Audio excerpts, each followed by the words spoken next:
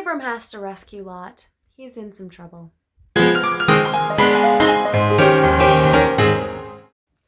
Hi guys, welcome to another video. I'm so excited you're here. I hope you are doing well. So in my last video, I had just talked about how Abram and Lot just separated from each other. They've been kind of traveling together for a while now, going from land to land. And now they've finally decided there's not enough room for us both. We've got a lot going on. So let's separate. So Lot is in the direction towards Sodom and Gomorrah. Abram's in the direction of like Canaanite land. So they're kind of like, mixing with the folks. But Abram's doing great. But poor Lot is having a horrible, horrible time. So what happens is, and you guys might get confused with all the names and all the things, and I will read that from the passage because I don't want to confuse you too much. A lot of different people got really annoyed with each other. So during that time, they were still kind of like kings or leaders of the little nations that were happening in different lands. But there can tend to be a lot of like lands that like feed into other lands, and they like not feed into other lands. This is really hard to explain. There's a lot of war. Let's just put it that way. There's a lot of war. Whoever wins ends up, being like, you guys are my servants. So there's a lot of strife going on, and I'm sure it like has to do with like taking over land or not taking over land, or just in disputes in general. Because if you guys have watched my previous videos, a lot of these people are from generations of one son, Ham. And Ham's line was cursed by his father. His father basically cursed his children because Ham made a fool of himself. You can watch the previous videos and find out what happens there. But anyway, his line is basically messed up. So there's a lot of strife going on right now, a lot of wickedness, a lot of just like darkness and dirtiness. And Lot thought it would be just great land because he's like, there's plenty of water, it looks beautiful, it kind of seems maybe some fun. So he goes there to settle down. Well, major war happens with a bunch of different lands. I think it's like 6 nations against 5. Lot's just kind of like caught up in the middle. Certain people win. They capture Lot, take Lot and all of his possessions. And so now he's like in captivity. Abram takes his cohorts, his little army, or his little, his servants or whatever, and has to save Lot. So that's the fun story for today, because poor Lot. Abram's having to save his nephew from war. He's just like, I'm going to live in this great land.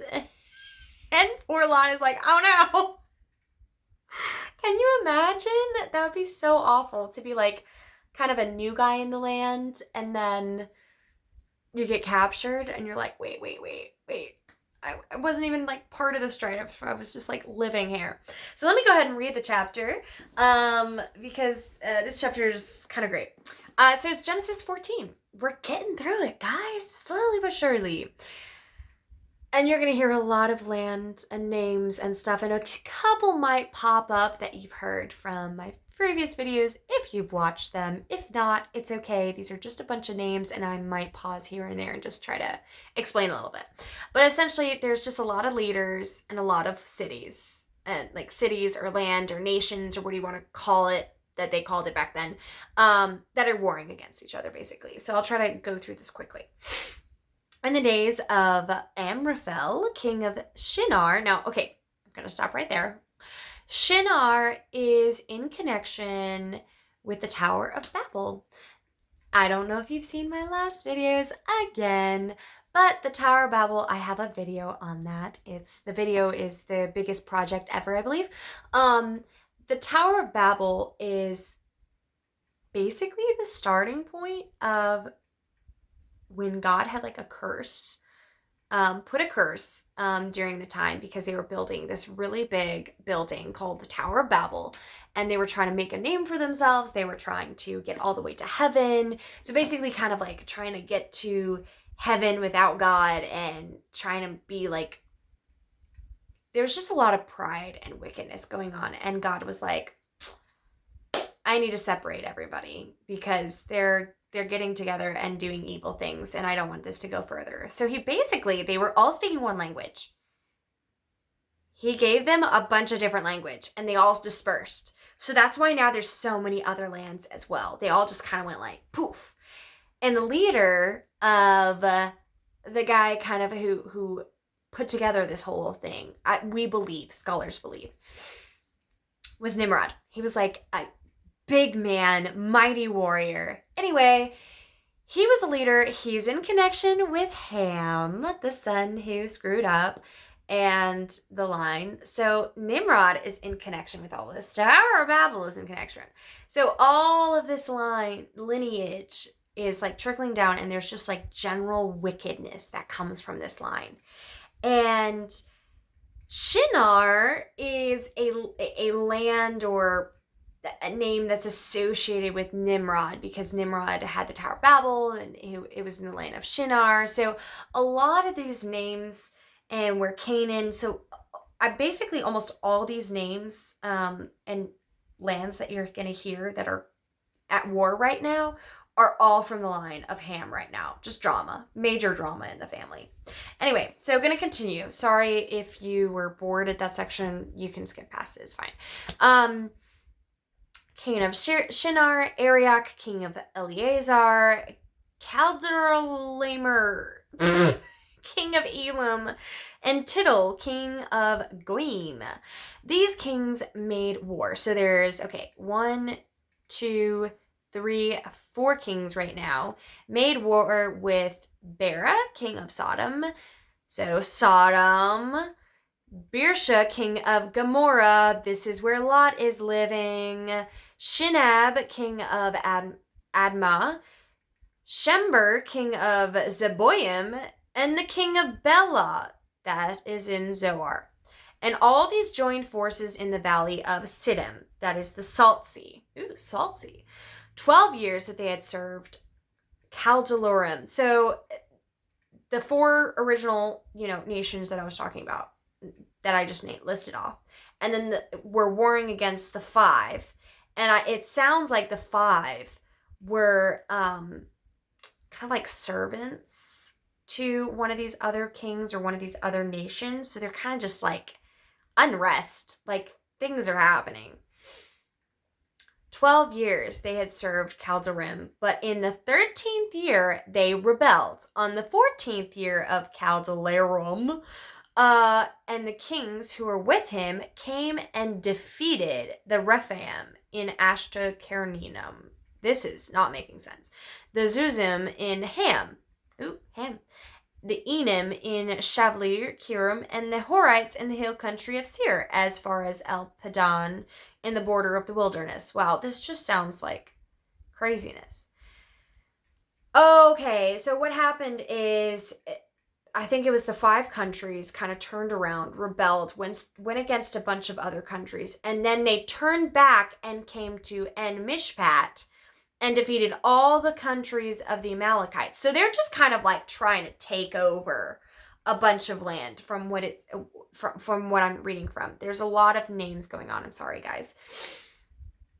And the Amalekites and the Amorites that were dwelling in Hazazon Tamar.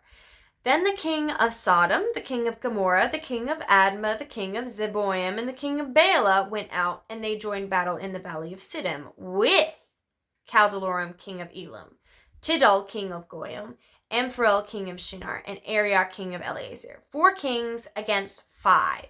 Now the valley of Siddim was full of bitumen pits. Should look that up. Bitumen pits. And as the kings of Sodom and Gomorrah fled, some fell into them. Oh, so these are big pits for people. Wow. Some fell into them, and the rest fled to the hill country. So the enemy took all the possessions of Sodom and Gomorrah and all the provisions and went their way. They also took Lot, the son of Abram's brother, who was dwelling in Sodom, and his possessions, and went their way. Then one who escaped came and told Abram the Hebrew, who was living by the oaks, Mamre, the Amorite brother of Eshcol of the Aner. Aner? These were the allies of Abram. So Abram has some allies here. When Abram heard that his kinsmen had been taken captive, he led forth his trained men, born of his house, 318 of them. I told you guys, big. So in my last video, I had said that like when it wasn't just like uprooting your family in a sense, like Abram and his wife, they're currently barren. But I was saying that there's like a ton of livestock and a ton of people and servants that are connected to them. And so Abram's got connections to 318 people right now, and went in pursuit as far as Dan, and he divided his forces against them by night, he and his servants, and defeated them and pursued them to Horeb, north of Damascus. Wow, Abram is pretty solid. Then he brought back all the possessions, and also brought back his kinsman Lot with his possessions and the women and the people. Poor guy. Lot must be kind of, I don't know, maybe embarrassed after all this. After his return from the deed of the Kedorlaomer, I've been saying this all wrong this whole time. And the kings who were with him, the king of Sodom, went out to meet him at the valley of Sheva. That is the king's valley. And Melchizedek, king of Salem, brought out bread and wine. He was priest of God Most High, and blessed him and said, Blessed be Abram by God Most High, possessor of heaven and earth, and blessed be God Most High, who has delivered your enemies into your hand. And Abram gave him a tenth of everything. And the king of Sodom said to Abram, Give me the persons, but take the goods for yourself. But Abram said to the king of Sodom, I have lifted my hand to the Lord, God Most High, possessor of heaven and earth, that I will not take a thread or a sandal strap, or anything that is yours, lest you should say, I have made Abram rich. Ooh, Abram is real smart. He doesn't want, I don't think he wants to be kind of beholding to anyone. Because he doesn't really want connection with these people or to give them a sense of pride. So Abram just like saved all these people, saved the people of Sodom and Gomorrah. And the king is like, let me have my people back. We'll like, try to settle down again. But take like possessions and stuff like as like, a gift. And Abram's like, no, I don't need you saying that you made me rich. Because you didn't. And I will take nothing but the young men have eaten, and the share of the men who went with me. Let Aner, Eshcol, and Mamre take their share. So he was like, you can let the other guys who went with me take their share, but don't, I just need whatever food or goods I needed for my men, and let me have my men. Like, don't separate us. So yeah, story time with Christina. That one was really confusing. And I'm sorry, guys. There are so many names and so many land. But at the end of the day, there was just a lot of like war and unsettling. Unsettling. This is all wrong. I'm saying this all wrong. Oh well. Yeah, a lot of drama. But poor Lot had to get saved by his uncle. But he's safe until tomorrow. So guys, watch my next video because this one's going to be another fun one. Poor Lot gets in trouble again.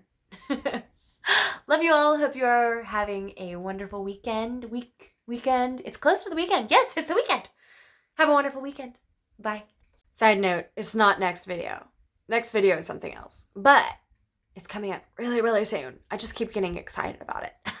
Well, it's not exciting, but it's a story. It's a real big one.